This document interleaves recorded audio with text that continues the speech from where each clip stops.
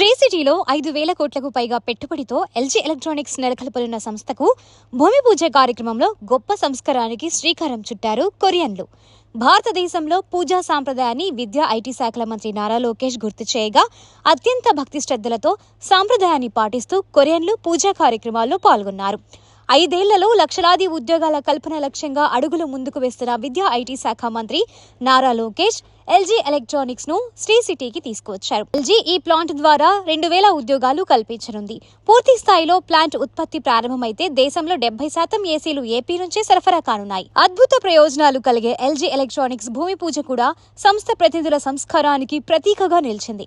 LG ప్రతినిధులు షూలతో పూజా కార్యక్రమం వద్దకు రాగా మంత్రి నారా లోకేష్ షూలు తొలగించి పూజా కార్యక్రమాల్లో పాల్గొనాలని విజ్ఞప్తి చేశారు.